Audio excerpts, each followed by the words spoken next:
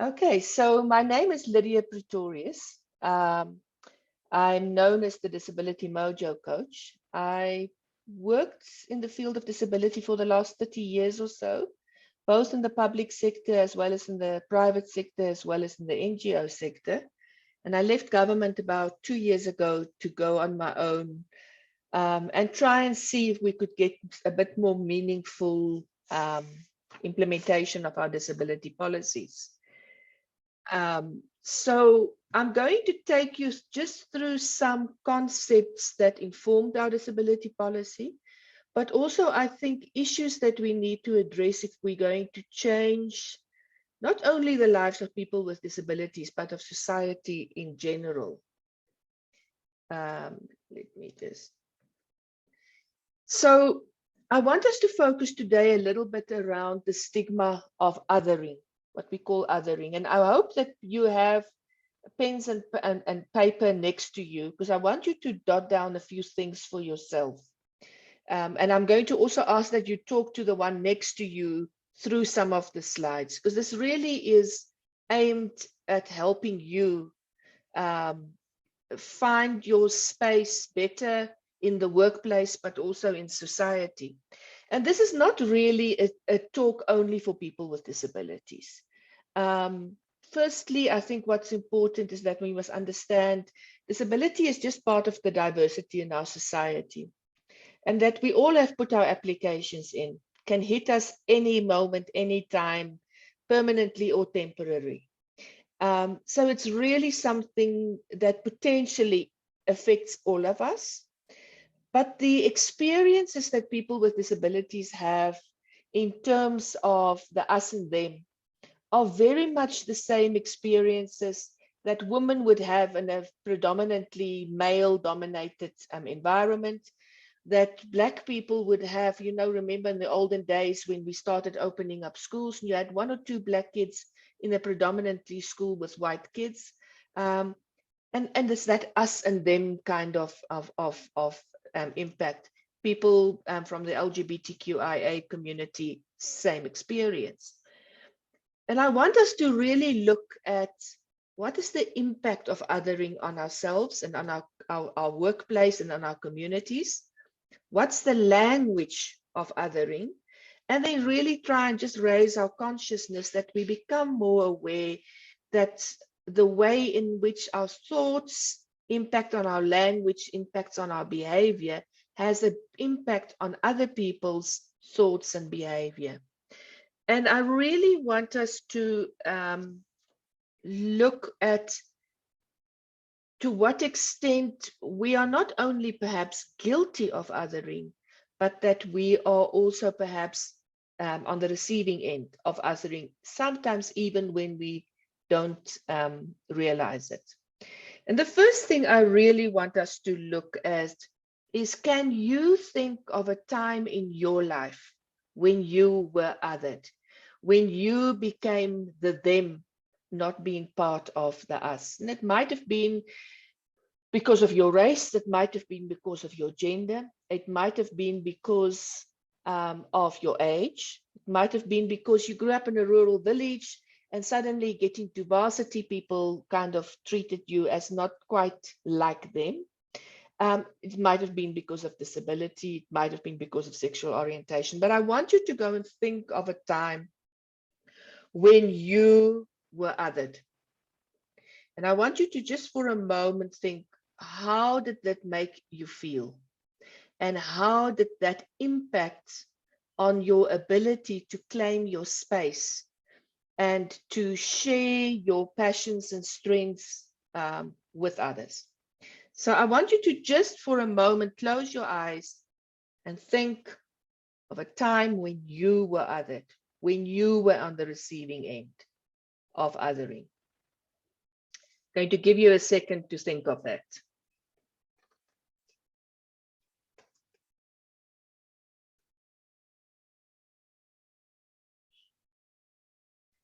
Okay, I want you to next think for a moment of a time you can recall, and I want you to be honest with yourself. You're not going to tell anybody. when you were responsible for possibly othering somebody else through something that you said, with something that you thought, or with something that you did, in which what you said, thought, or did might have made somebody else feel that they are excluded, that they are part of the them and the not us. And sometimes it's nothing serious. Sometimes it's just as a child, we have a group of friends and we don't allow a new child to join our group because they are new. They are not like us. I want you to just for a moment think of an incident where you possibly were the cause of the othering.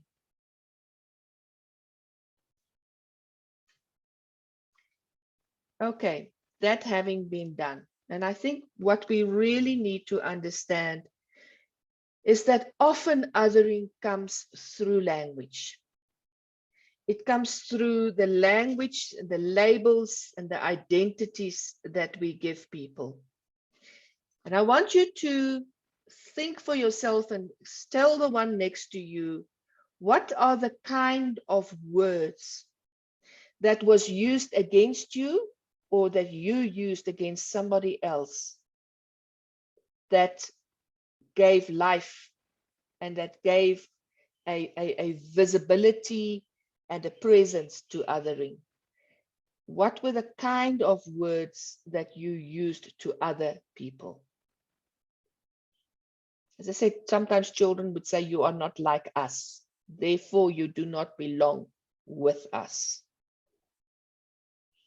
And I want you to just explain to the one next to you very briefly, I'm going to give you a minute or two, what are the kind of words that you use in the workplace where you are to other people, or that people use to other you? I'm going to give you a few minutes.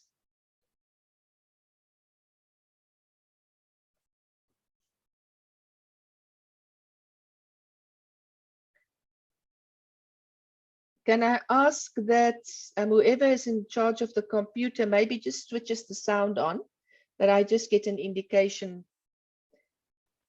whether it goes quiet or not?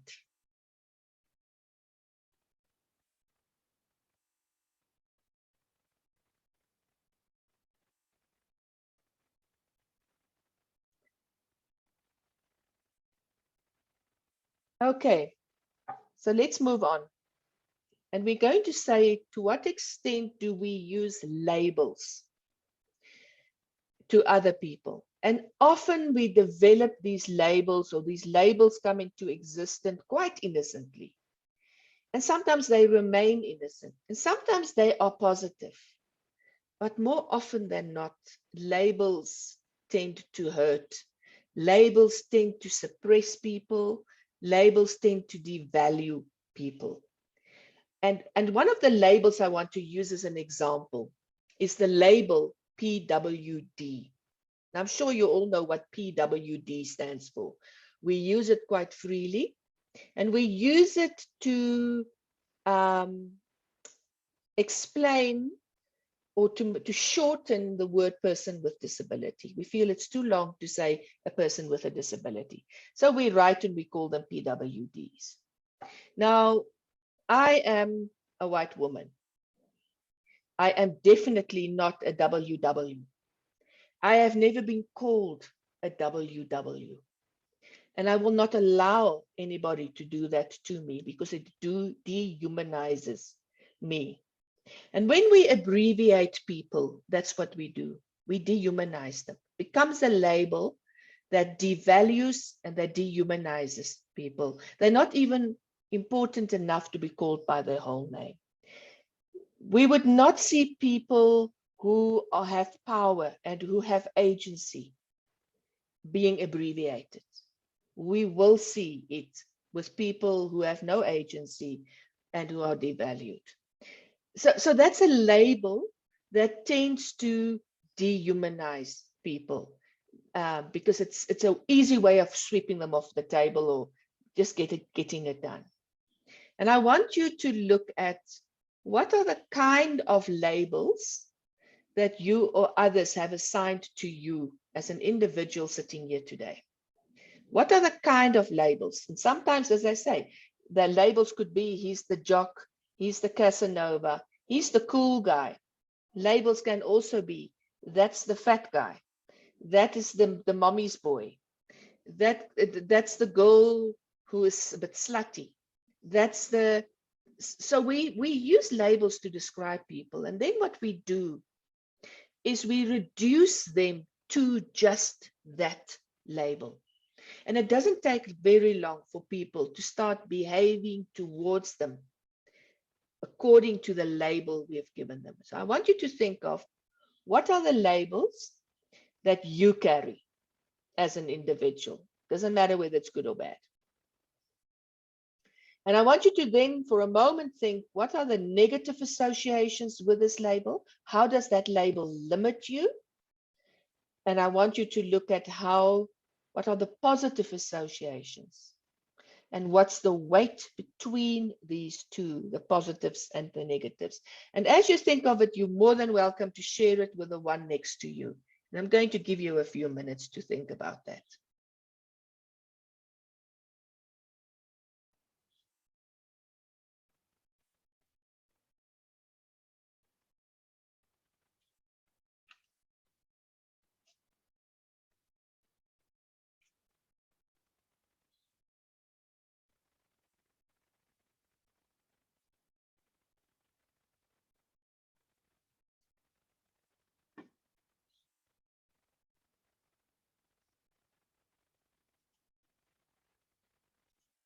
Okay, for the sake of time, I'm going to let us move on. Well, you will get this presentation, you will get the recording, and I want you to really go and think about this a bit longer. And I want you to discuss labels with your colleagues, with your teams, in the workplace, in your social circles, what labels they give you and what labels you've given them, and to what extent have those labels become a limiting belief in us. And we will come to that. Let's just. So labels and identity goes very closely together. And that's why I said a label is not always negative, but it often becomes negative. And there's 4 aspects and type of labels I want us to look at when we look at people with disabilities. And the first label is the pity party label. It's when we feel that we feel like a burden. So we describe people with disabilities as a burden, as they cost money. They a burden to our budgets. They're a burden in the workplace. Now we need to change things. They're a burden to society. And when we write about them, when we report stories on them, this very strong burden element comes through. The second one is the victim identity or label linked to this pity party label. They suffer forever. They're victims. And a victim, we need to understand, has no power. A victim has no agency. So when we give people with disabilities a label of being a victim, of being a burden, we strip them of the little bit of agency they might have had, and we remove even that last bit. And that's the challenge with the pity party approach, where often charity organizations, because they're trying to raise money for people with disabilities, often people with disabilities themselves, when they try to raise funds, they would give this pity party image in order to try and get people to give more money.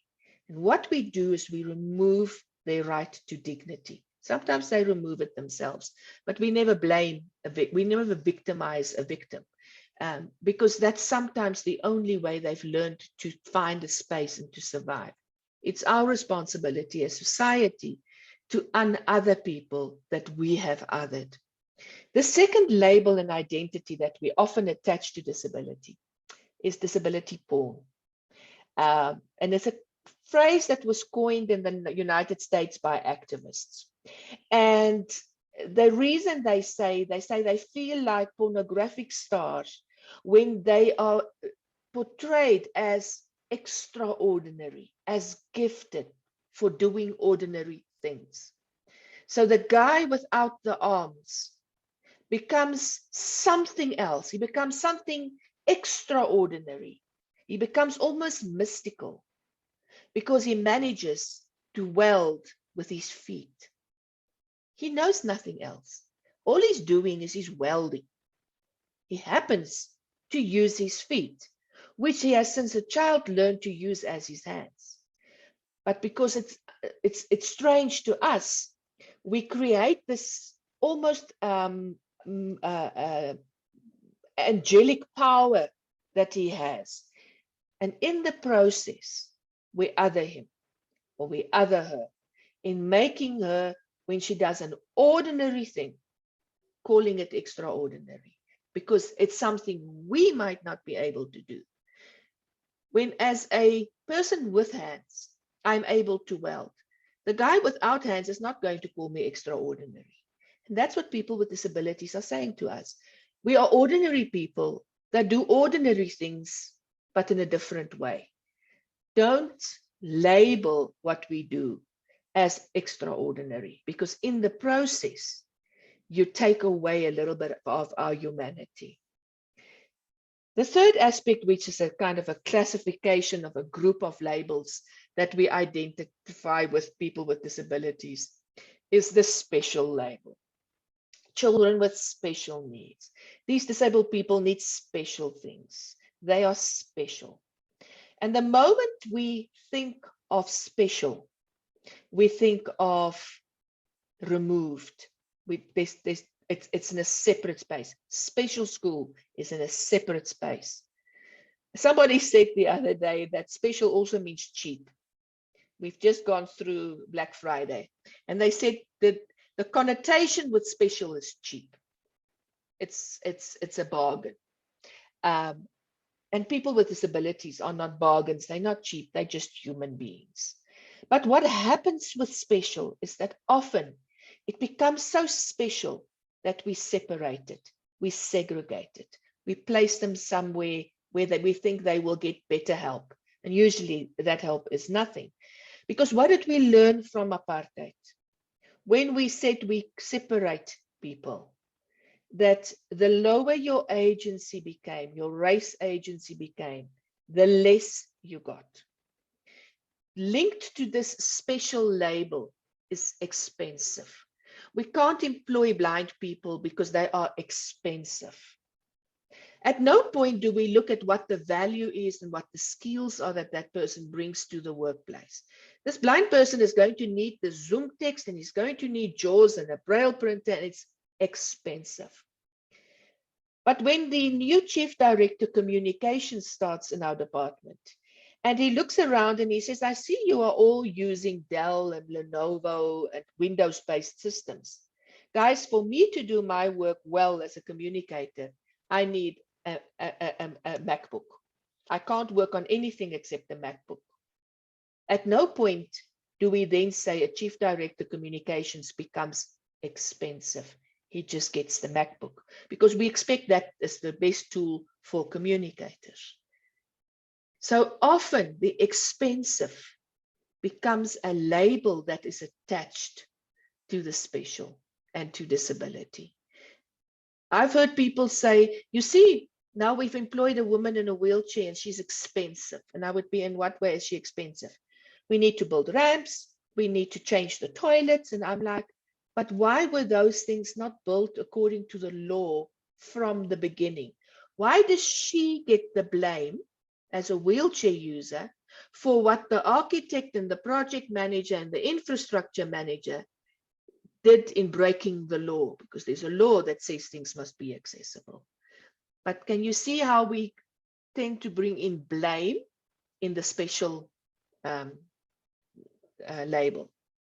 And then there's a fourth category, and that's this whole, and it's very much an identity that comes with disability, and that's the disability dialogue and debate that is happening. The fact that we have the term able-bodied already says that we have set a norm for what we believe is able-bodied. It looks a certain kilogram, a certain weight, a certain length, a certain things working or not working. That we call able-bodied. So already through the label able-bodied, we have started creating an us and a them. People with disabilities says we reject the term able-bodied. We like the word non-disabled. As a person without a disability, I do not like the word non-disabled. I think in this country, we denounced people, we marginalized people through the term non, in the term non-white. And I can't see how in a democratic South Africa, we then accept a non-term as a term to describe anybody. We're not non-things, we are human beings.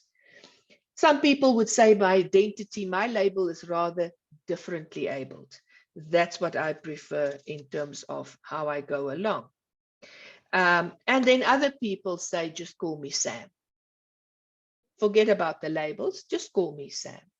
And what I want to try and just say with this slide is how important it is that we become aware that the labels and the identities and the language we use to describe people with disabilities or things that they need can very easily become the reason why we allow for people to feel alienated, to feel they don't belong, and therefore to become unproductive. But I want us to bring this to the workplace. And there was a very interesting article that I actually read last week, which a disability rights activist in the States writes about. And he says, if we look at the language of othering, and if we look at the language of adding value, of disability being part of just the diverse spectrum and not being something that sits outside of humanity, he questions the following words. He says, when we say to people with disabilities, we want you to disclose, what does that mean? Because the word disclosure means something is kept secret, something is hidden, and we demand that you unhide it, that you unwrap it, that you make it public. So there's a negative connotation with the word disclose. There's a legal implication with the word disclose. And then we say to people with disabilities, we want you to disclose your disability. So we already place them in a negative space by asking them to disclose. Our reasons might be perfect, but the language we use impact on the kind of environment that we create around disability. The second word he questions is accommodations, reasonable accommodation, what we call in South Africa. And he said, if a laptop is seen as a tool of trade for the average worker, why is a laptop with a screen reader seen as reasonable accommodation for a blind person? Why is it not seen as a tool of trade?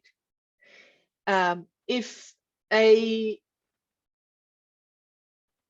I'm unable to follow a conversation in Shivenda, because I grew up in the Eastern Cape, nobody asks questions about asking somebody to translate the conversation that is happening in Shivenda to me in English. But when a deaf person who speaks sign language cannot follow the conversation in Shivenda, suddenly we say, oh, we have to make a reasonable accommodation for this person.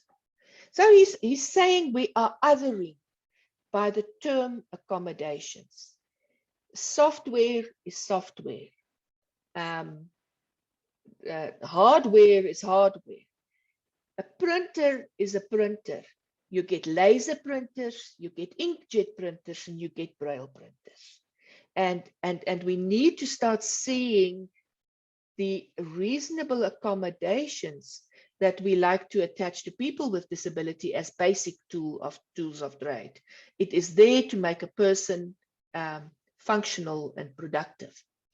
We have a lawyer in South Africa, a labor lawyer, and Peter Strasheim wins most of his cases where reasonable accommodation was not provided through this argument.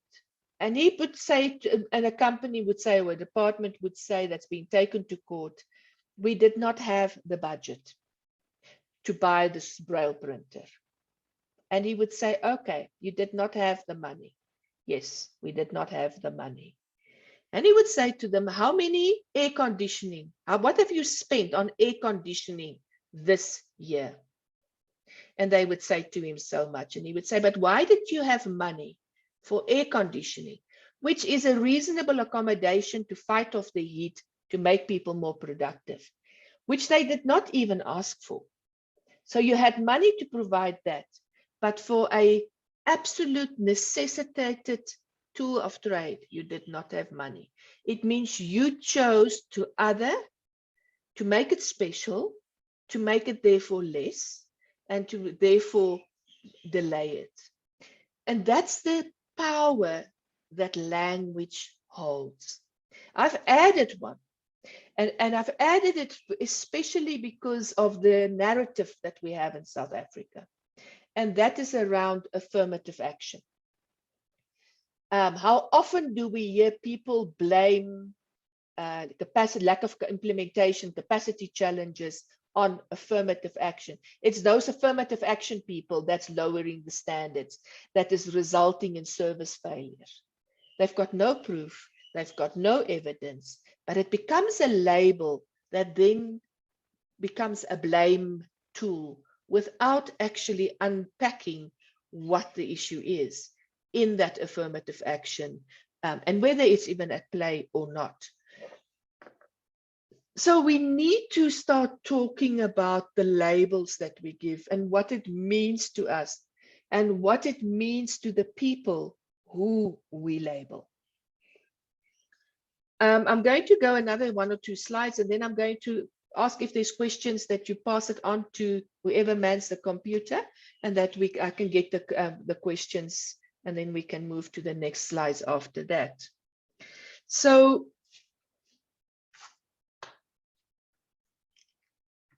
these labels that we get, the behavior that is shown to people with disabilities, the negativity that is thrown at them often. What often then happens, and people with disabilities do not like this when I say it, they internalize that ableism. We know what racism is. We all know what sexism is. And in terms of the disability context, there's a term, and it's in our policy, and it's called ableism. And ableism really is when we treat people with disabilities differently because they are different. We believe they are less capable because they have a disability. We believe they can't run a farm because they don't have arms. We don't ask what's their strengths, what's their passions. We don't ask how they would do it. We just assume they can't. And that is ableism. And then we often treat them differently as a result. So we decide that we're going to target employment equity for people with disabilities at 2%. And we really hate the 2%. We really resent having to consider disabled candidates, so to improve our percentage closer to 2%. And that's ableism. And when we get to the 2%, we stop recruiting people with disabilities. Because we did not look at the value and the skills and the different perspectives that that person with a disability brought to the workplace. They were just a label that we needed to include in the workplace. That's ableism. But sometimes disabled people take that and they start believing it, and they start internalizing it, and they start believing they're not good enough. They start believing they will never get a job. They start believing that they're broken and that they need to be fixed. They start believing that they maybe are asking too much. That's what I really do in my coaching all the time. I look at what are these limiting beliefs that people with disabilities have assumed, have assimilated, have made their own, and how we can rephrase those limiting. So they stop looking at what they can do and they start looking at what they cannot do. And then when we get them in the workplace, it was, after all, us that caused it. We told them as a child, you are not good enough. You are too special for the ordinary school. Let's put you in a place of your own. We told them when they came to the playground, you cannot play with us because we don't think you can kick a soccer ball without arms. We told them at varsity that we think you should be in a separate space. When they come to our workplace and they've taken all of that negativity into themselves, we then blame them for being difficult. We blame them for not being go-getters. We blame them for not being fired to produce. We blame them for standing up for their rights. We blame them when they demand the tools of trade so that they can be productive.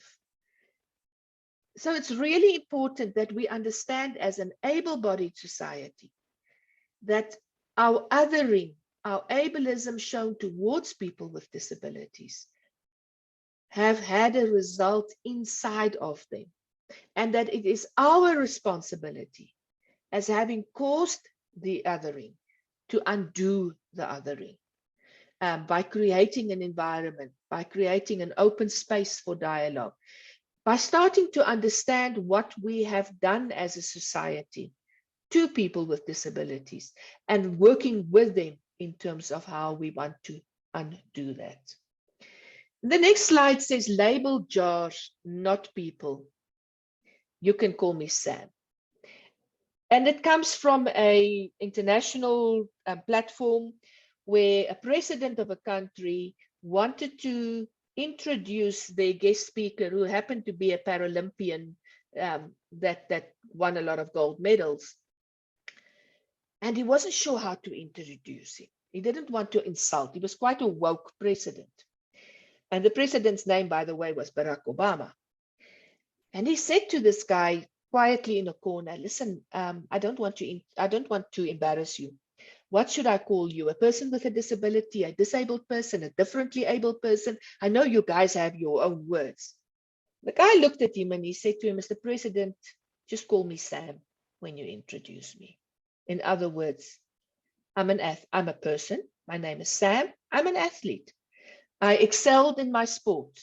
I became the best that I can be in my sport, just like anybody else.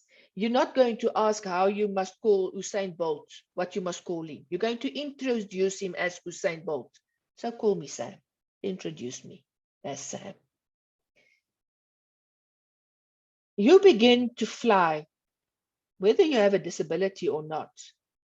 You begin to fly when you let go of your self-limiting beliefs and when you allow your mind and your aspirations to rise to greater heights. We all have self-limiting beliefs because it comes from a very young age when a parent says you can't, you are like this. You start believing it. We all have an inner critic that's really hard on ourselves. And it's those things that hold us back, that doesn't set us free to be the best that we can be. So we have a responsibility to find ways in which we can address these self-limiting beliefs. As I said, in my Disability Mojo coaching, a large aspect of this is really to understand that the people discover their passions and their strengths, and then understand, sorry, how their self-limiting beliefs hold them back and suppress their passion and suppress their strengths, and sometimes even changes the values that they hold. It's really powerful things, these self-limiting beliefs. For those of you that don't know Eddie Ndorpu, that's never heard the word Eddie Ndorpu, I want you to go and Google Eddie Ndorpu when we are done. If you want to think out of the box, if you want to declassify your thoughts and images and labels of people with disabilities, go and Google Eddie Ndorpu. Eddie Ndorpu, at a very young age, said, I'm young, I'm black, 2 labels, I'm disabled, and I'm spectacularly queer, 4 labels that he uses to describe himself. And then he said, I am not black, full stop. I am not young, full stop. I am not disabled, full stop. I am not queer, full stop. I'm a mix of all of these things put together. And he really helps us to understand people with disabilities as people. He's really good at this language issue. And he used to go around saying, I'm not interested in having a personal assistant. He uses a personal assistant 24/7. He's in a wheelchair, he can use only his finger. And he says, I don't want a personal assistant. I'm not interested. I want a butler. Can you see how he has disabled himself? How he has demedicalized himself? Personal assistant. He is a caregiver. He doesn't want a caregiver because he says they're not giving care. They're his butler. A person who has agency, a person who has money, a person who has made it, hire a butler to organize their lives. That's what he wants. That helps them dress, etc. He says, don't order me a shuttle, especially not a wheelchair accessible shuttle. I want a concierge service that are accessible. Because shuttles, in the sense of a wheelchair accessible shuttle, is for people with disabilities only. And it is often a lesser service.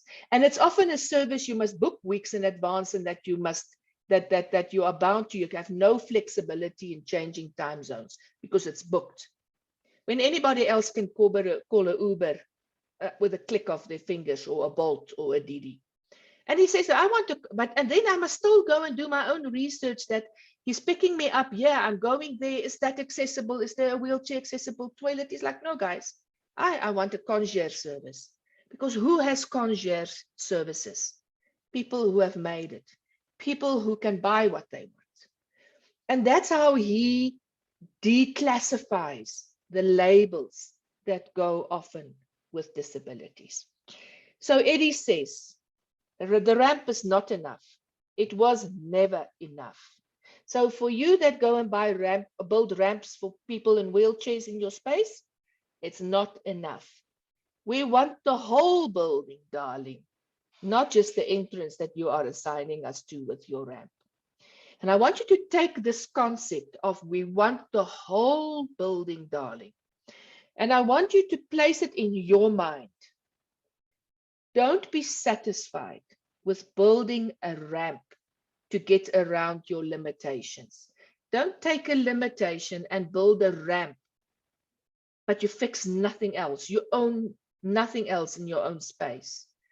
Demand that you occupy your entire building that hosts your body, your mind, your heart, and your soul. Because this is what makes us up as humans. We have our body, we have our mind, our mental capacity, we have our heart, our emotions, and we have our soul, our spirituality, our spirit. And that makes us up as a human being. So don't allow anybody to just build a ramp in one aspect of that. You need to find your life. You need to frame your future. You need to frame your aspirations, tapping into all of that in getting rid of your limiting beliefs. You need to do that as a supervisor of a worker with a disability, because you have put limitations in your own thinking of what that person can and cannot do. You have put limitations in what you think you as his supervisor can or cannot do in the space of disability inclusion. And you need to start saying, there is nothing that a bit of knowledge, a changed attitude, a different behavior cannot allow me to do and to be for this person, and for this person to be as part of my team. That's the limiting behavior. Don't allow yourself to build a ramp in your relationship. Don't allow yourself to just build a ramp into one aspect of that relationship. Own that whole relationship. Own the whole building.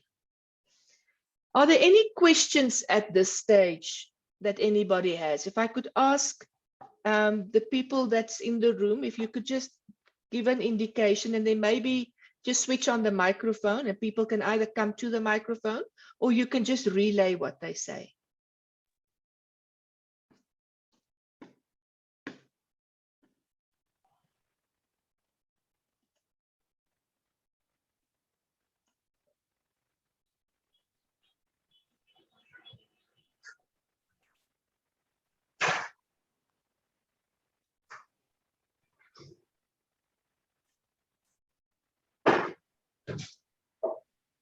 Are there any questions or comments at this stage?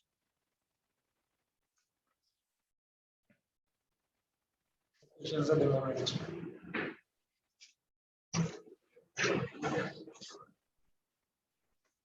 I know this is not your usual run-of-the-mill disability inclusion, rights of people with disabilities presentation.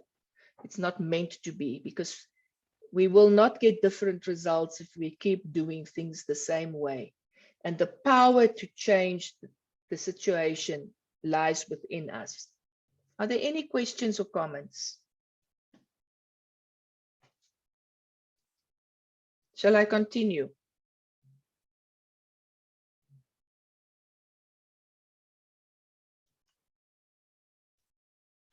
Okay, let's continue. So we're very familiar with the limitations that disability places on us. An impairment, the definition says, is a limit, a physical or a neurological or a sensory or a psychosocial limitation that people with disabilities have. The disability comes in when the environment in which this person lives and moves around poses barriers for them to be able to be what they can be. That really is what a disability is. So we all understand the negatives. We all understand the bullying. We all understand the low self-esteem sometimes. We all understand the challenge of thinking beyond the difficult. But what we miss is that our lived experiences as people with disabilities gifts us with very specific positives. It gifts us in terms of the strengths we have. It gifts us in terms of the passions and interest areas we have. It gifts us in terms of the values that we have.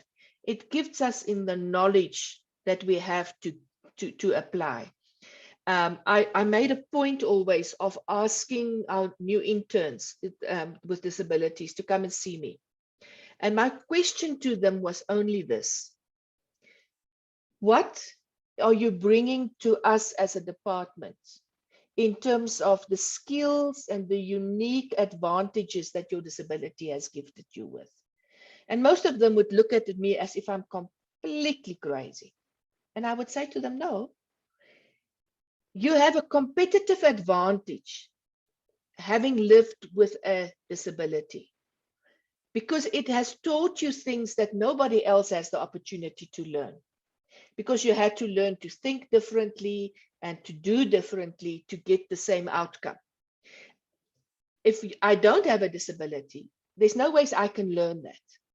It's my lived experience that gives it to me. So what are those gifts that disability has given you as a disabled person? That doesn't only give you a competitive advantage in the workplace, in your social circles, in your human relations. But it also enables you to contribute something very uniquely to the team in which you work. Now, I'm going to give you one or two examples that was shared with me. One of the interns was blind, 100% blind since birth. And she thought for a second and she said to me, you know what my blindness has given me is a sensitivity, it's a sixth sense, that when I walk into a room and people speak, I do not only hear what they say, I hear how they say it. And I can tell you what their mood is. I can tell you what their energy level is because of the way in which they project their voice, the way in which I can hear whether their throat is tight or not tight.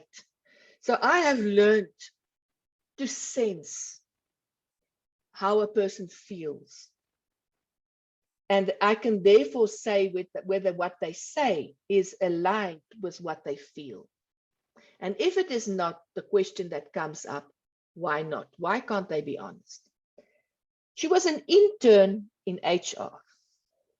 Now, can you imagine that skill coming into an HR environment, coming into a team environment? Not all blind people will have the skill.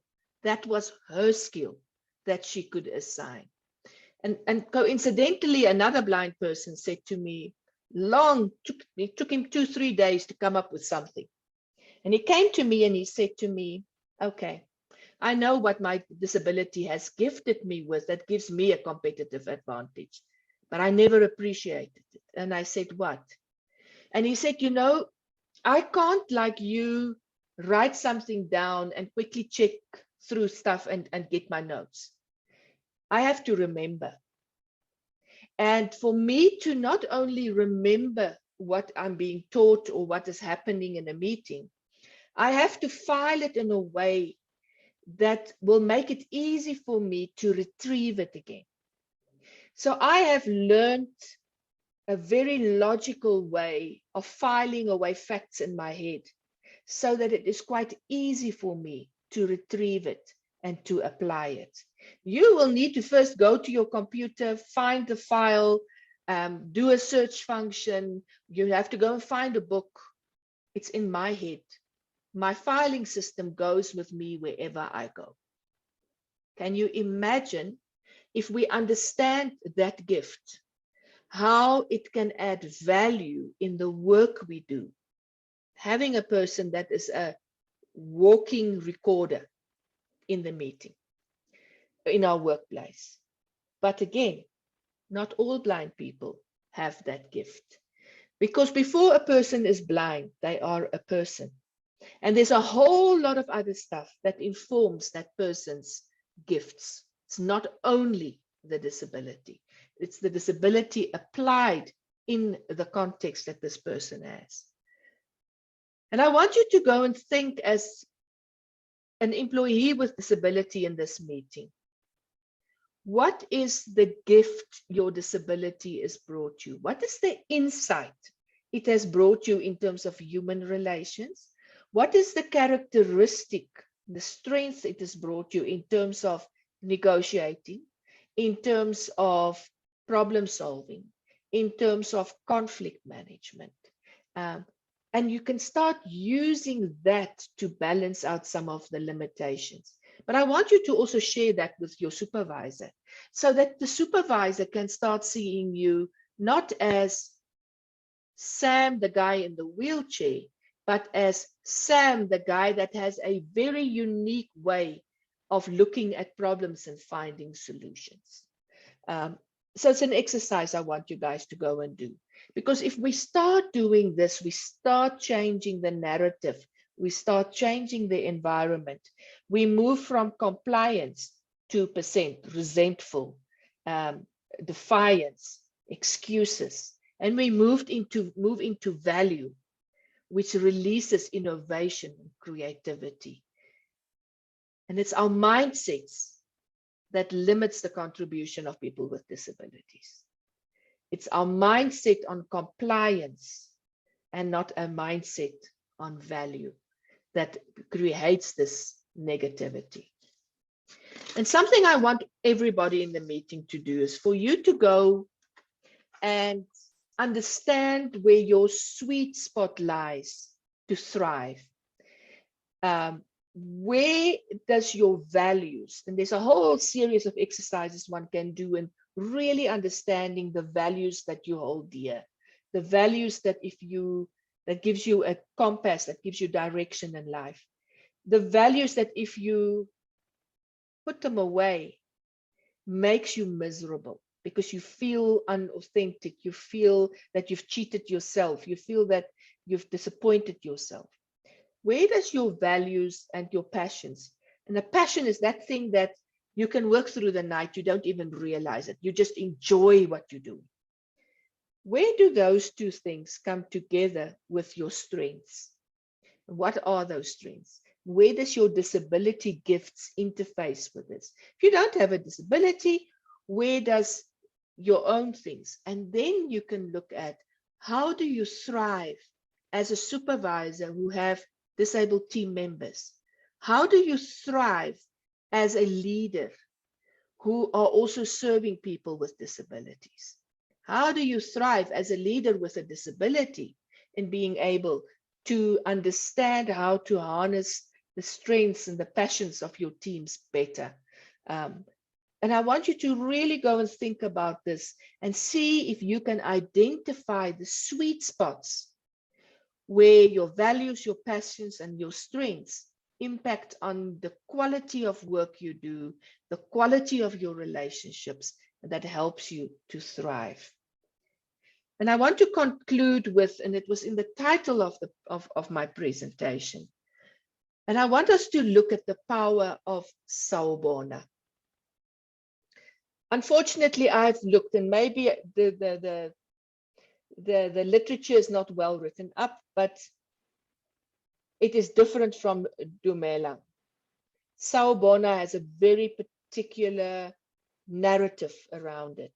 And it's a little bit like Namaste.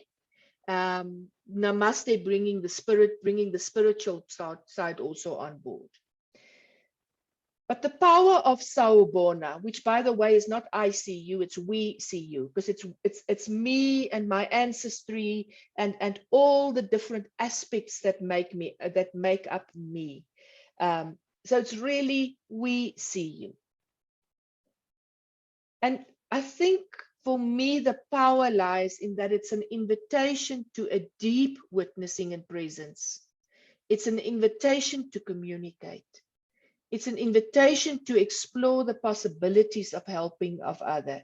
It says, we witness your journey.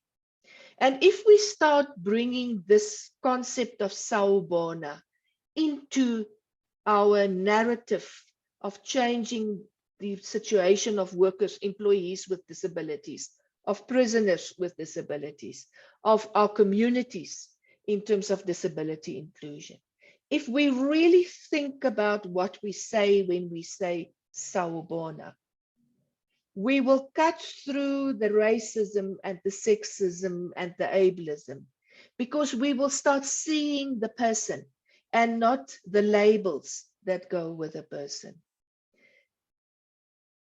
We will see each other. We will acknowledge each other. We will recognize each other. We will see the person and not the label. We will see people who need our humility, our attention, and our assistance. We will also, and it goes both ways. People tend to think it's able-bodied people helping disabled people, seeing the need for assistance. But it's equally the other way around. And I want to give you an example.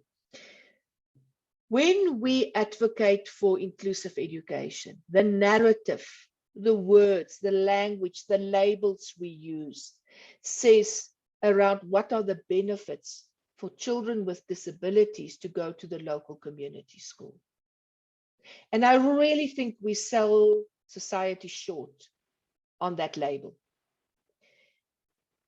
If you take a classroom of 40 children, usually in that classroom, there are 3 or 4 who are the popular kids, who are the intelligent kids, the naughty kids, the kids that set the trends, the trendsetters. And most of the class want to be like them, but they're not like them. And then you would have 3 or 4 or 5 kids that kind of go their own, they stay in their own lane, they do their own thing, the nerds, kind of sort of geeks, the nerds. Often we find some of our autistic young people amongst them, but they're quite happy staying in their own lane. But in the middle, there's 30 young children who have to find themselves, who have to locate themselves in that space, who have to find value for themselves, who have to find affirmation for themselves beyond wanting to be like the trendsetters. And amongst them, there are people whose passions, whose strengths, whose values, with whose sweet spot will be in being able to support, being able to buddy, being able to witness and embrace difference. But we don't give them the space to be that, to become that, because we give them a classroom of kids that all look alike, that are all almost the same. The moment we introduce diversity into that classroom, we create an environment for those young kids to thrive, to find themselves, to find their passions, and to move forward.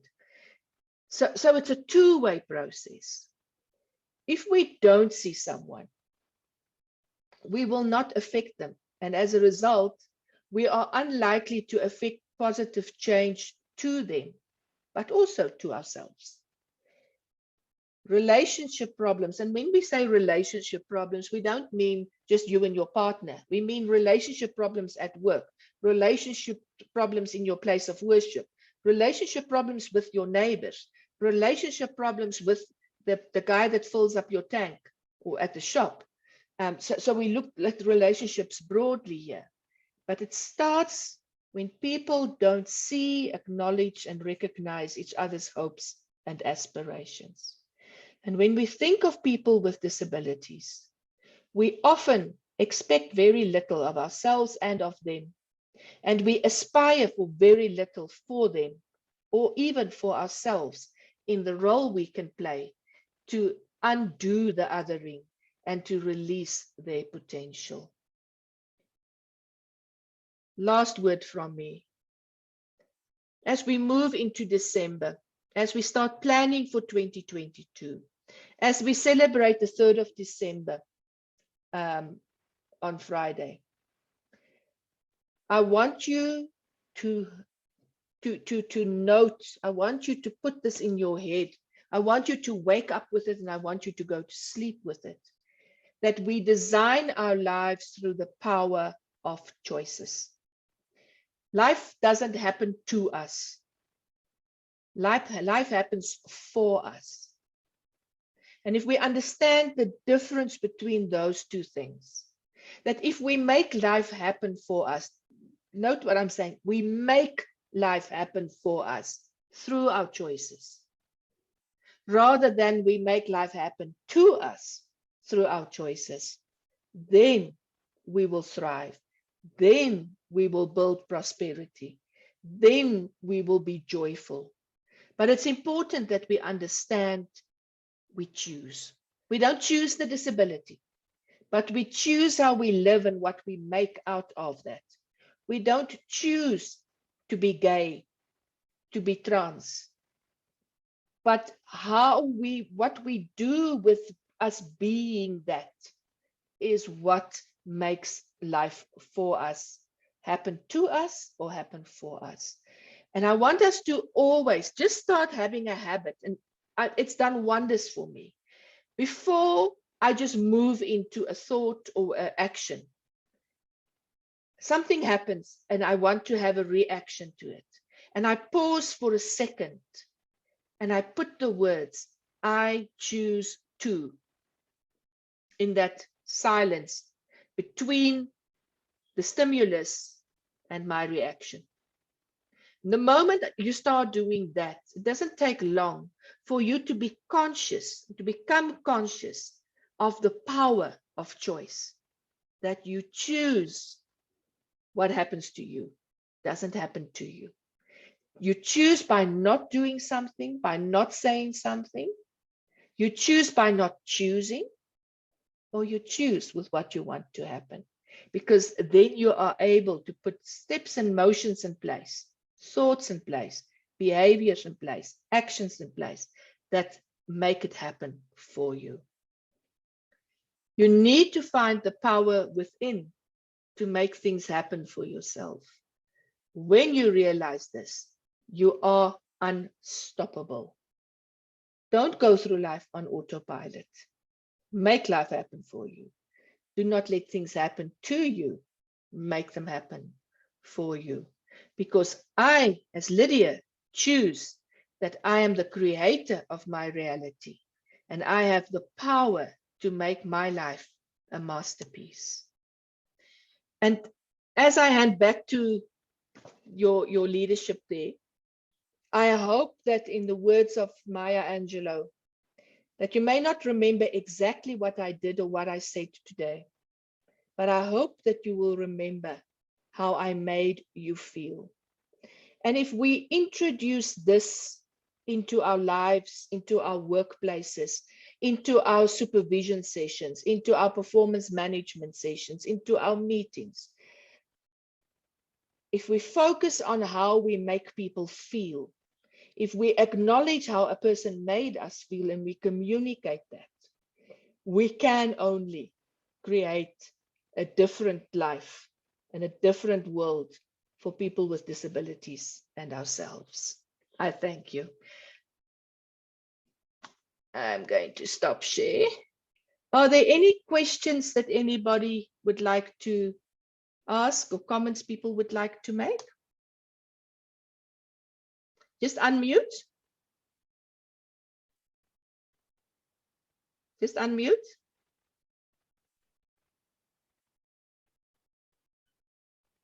If you've got a telephone, you can carry it around to people that want to speak. You're more than welcome.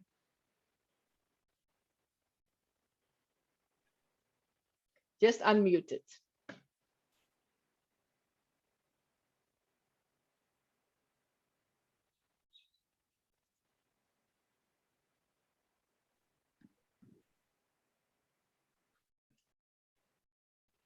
No questions, no comments.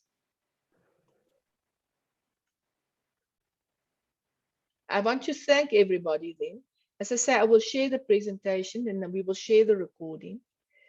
But I really hope that International Day of People with Disabilities 2021 will make you pause for a brief second and think about what you do, why you do it, and how you do it. What you think, how you think, and why you think it. And the language we use, and how we value ourselves as people with disabilities, as people without disabilities, but as the combination and as the magic we can make together. So from my side, I thank you. I hope this has reached some of you and that you can at least take one thing home with you in saying, this I'm going to make my truth. This I'm going to explore more and do better. I thank you. Thanks, guys.